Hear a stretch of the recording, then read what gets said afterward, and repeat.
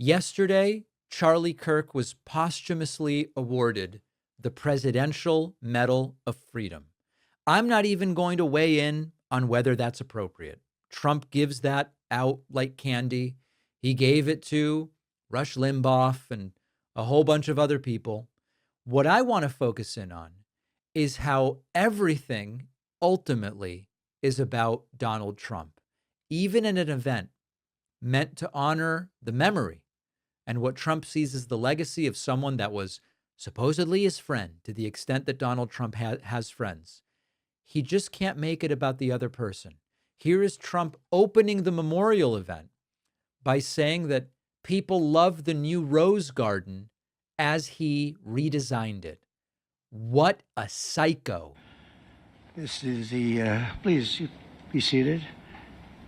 This is the first time we've been at the new and improved Rose Garden, and people are loving it. They're loving it like they've not loved a lot of things. We have the Presidential Walk of Fame, which you just saw, and that just opened, and we wanted to get it open for this occasion. We were hoping we were able to get outside, and the weather allowed us to. It was supposed to be a terrible rainy day. I was telling Eric, and God was watching, and he didn't want that for Charlie. There you go. He just didn't. God, we're going to get to the God stuff. I'm so sorry, guys, but God didn't want bad weather for the day of the ceremony for Kirk.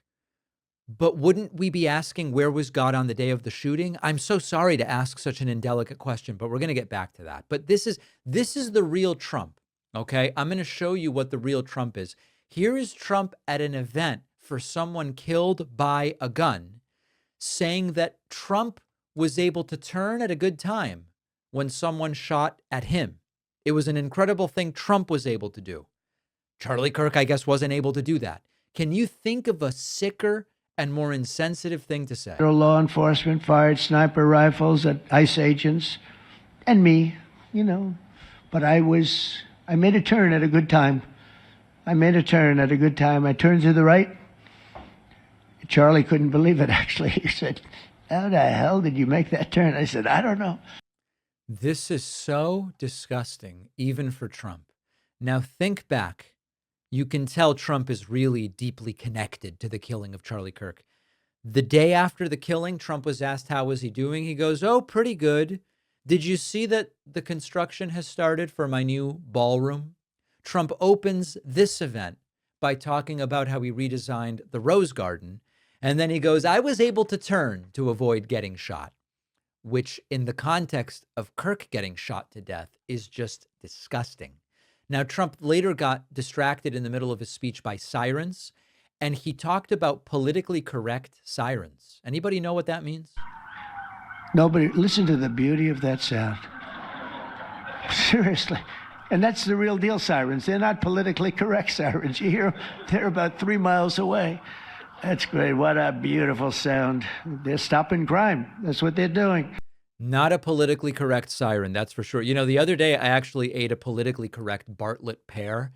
Delicious, not mealy at all, just the absolute perfect texture. You can tell Trump is really emotionally connected to Charlie Kirk and his death because he took a moment during this ceremony to rant about his electoral college victory. We won the electoral college. Remember, they said, well, it's going to be very hard. I'd say 270. Well, we got 312 to 226. And then we won something called districts and councils and different things. But in one case, we won 2,750 to 525. Right. That's the one where you see the map is almost entirely red, except they have a little blue line on one side and a little blue line, meaning New York, and a little bit less. What a beautiful tribute to the deceased, certainly. And then finally, kind of a weird dementia type moment where just nothing he says makes any sense, which is usually where these speeches end up. When you see these violent incidents and then you see people holding this gorgeous sign with beautiful wood, beautiful cardboard, wood, everything's perfect paint job, and they're all the same. There are thousands of them. You know that they weren't made in the basement out of love. They were made by anarchists and in some cases wealthy. I'll probably find some of my nice friends that are up there being so What? nice to me, especially lately. They're being very nice. But it surprises you who they may be, and you almost wonder why. Does anybody know what the hell this guy is talking about? Not exactly a heartfelt and moving tribute to his deceased friend, that's for sure.